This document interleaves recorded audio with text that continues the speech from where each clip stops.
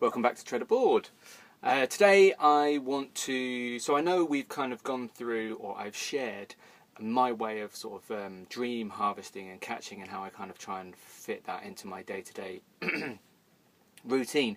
Something that I think in a way I've overlooked, but I think it's quite important to go through that process in the finding of this, is the thing that supports all of that action is your environment, or our environment.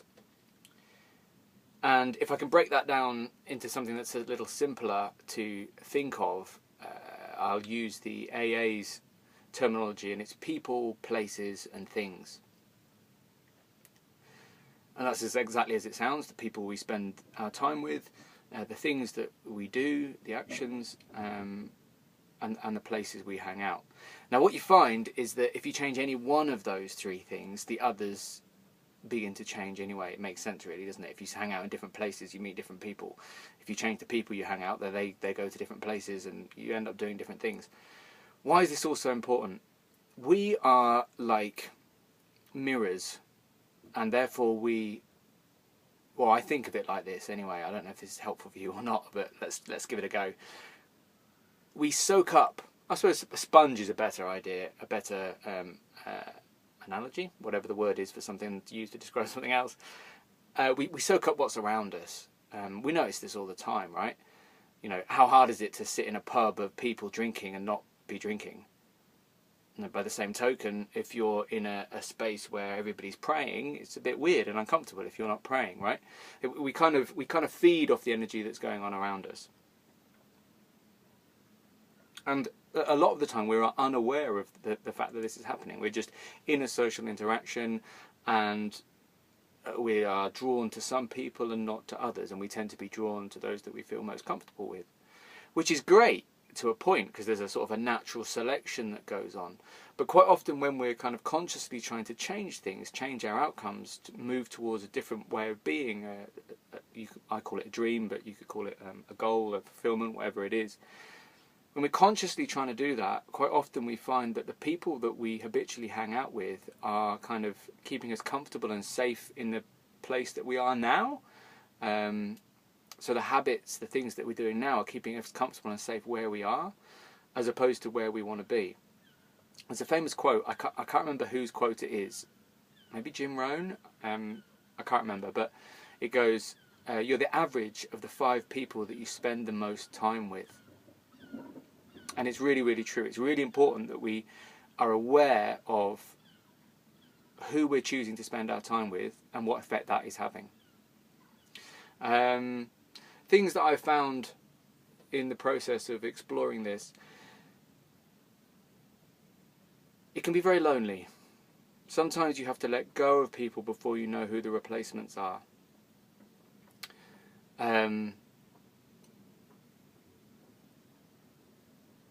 The vast majority of people aren't going to be on the journey that we are going on. Therefore, you're kind of looking for, some people call it finding their tribe, like finding the people that are on a similar journey or the same journey. And it doesn't have to, I've also found that it doesn't have to be physical people. Like you can listen these days to audiobooks or vlogs or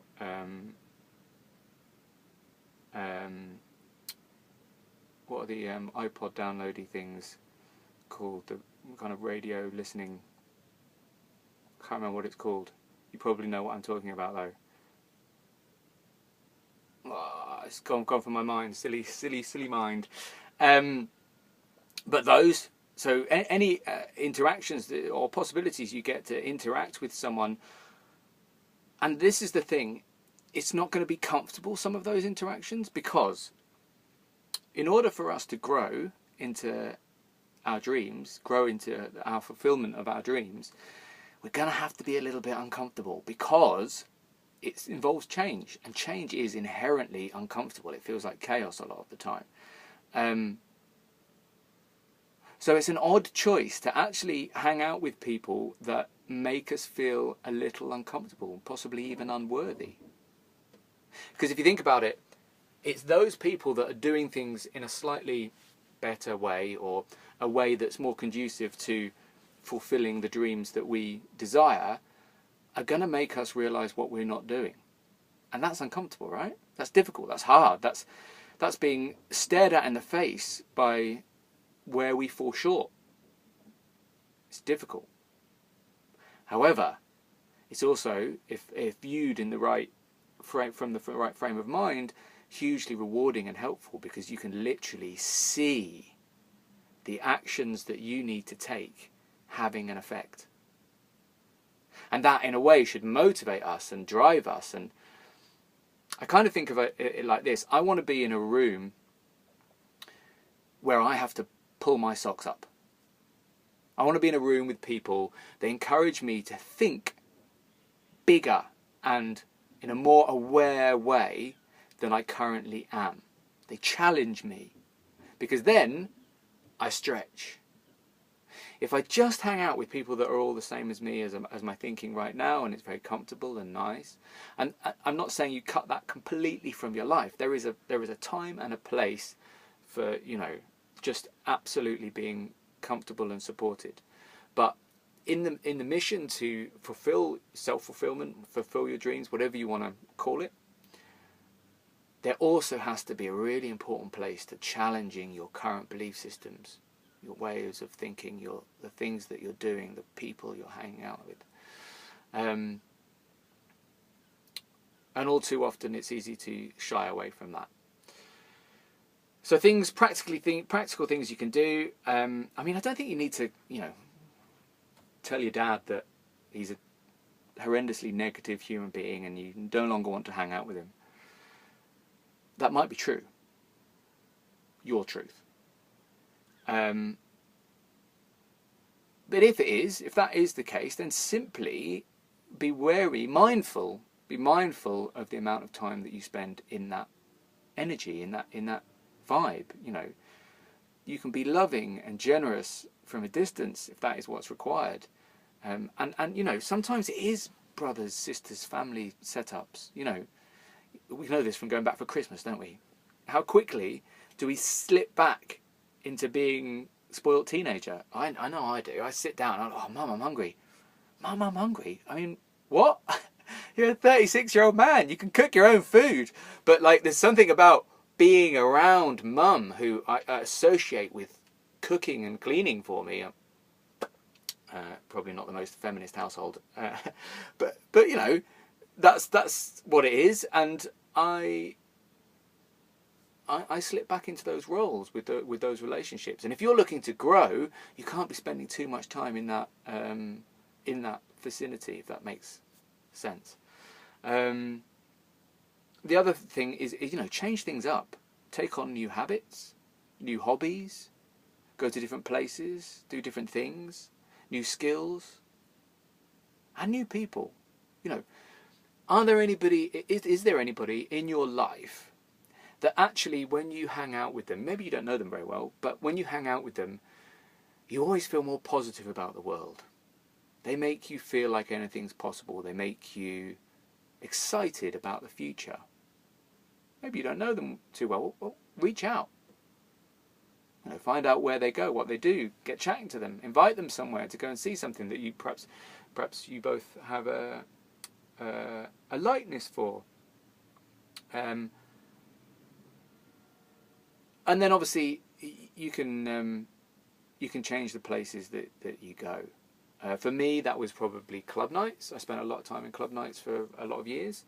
I love clubbing. I love club nights. I'm not saying they're all bad, but they weren't getting me towards my dreams. I realised that they were actually, if anything, getting in the way.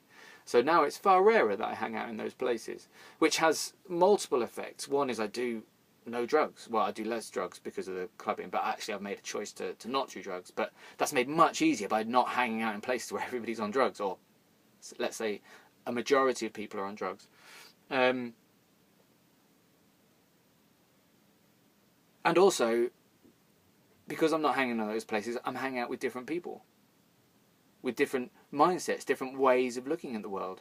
People that are on drugs in nightclubs are unlikely to be into the sort of wellness that I have now become aware of. So I hang out in different places, doing yoga or meditating or going to wellness centres, they're the sort of places where I'm going to meet those kind of people. This all really just supports whatever dream you're heading to. Now, obviously, I'm speaking about it from my frame of reference. If your dream is to be a club organizer, like I used to run club nights, but run events, like heavily drug fueled, and you want to be kind of the king of the party, then what I'm speaking of, you're probably going to literally head towards those things that I've now left. But bear in mind that there was a time when I literally did the same. I headed towards those things because that was my dream, that was my fulfillment, that was where I thought I wanted to be, and then changed my mind, which is fine, obviously. The key, I think, is you have to do that process that we've gone through first to know where you want to go, because then you can compare. You've got something to say, does this fit into where I want to go? Yes or no. It becomes an easier choice day to day to manage your environment if you know where it is you want to go. Without knowing where you want to go, managing your environment becomes a nightmare. Does this person fit in? Do they not? Does their way of thinking fit in? Do they not? Is it useful to hang out with all these actors? Now, me as an actor, the answer is yes. Someone who wants to be presenting and acting, totally. It's great to hang out. Not all actors, I might add. You've got to be, choose the people that support and feed you. But you have to know where you're going first. You've got to go in to work out where you're going first, because then you can choose effectively, according to that sort of north point, that direction, what is helpful and what is not helpful, and then manage it day to day. And I tend to think of it as not as losing people. Like some of my best friends that I used to hang out with all the time, I now very rarely hang out with. I don't think of it as losing them. They might see things differently. I see it as they are no longer serving me in the journey that I want to go in, or day to day, I might add, but they still play a role in terms of, I love hanging out with them still, just rarer, because I'm on a slightly different journey. And it's not that they're bad or necessarily negative or wrong human beings. They're on their journey, obviously, and they may be more or less conscious of that. It's not for me to judge or know, really. I only know the feeling I get when I'm with them doesn't help me towards where I'm going. It's as simple as that, really. Once you know where you're going, does being in this place with these people and doing these things help? And if it doesn't, I simply remove myself and go and be somewhere else with other people doing different things. If you can nail that, then half the battle is really, it's underway. And if you can keep doing that, you'll find that it'll just support everything that you're doing towards fulfilling your dreams. Okay, remember, only through our dreams can we be truly free. It was ever thus, and ever thus will be.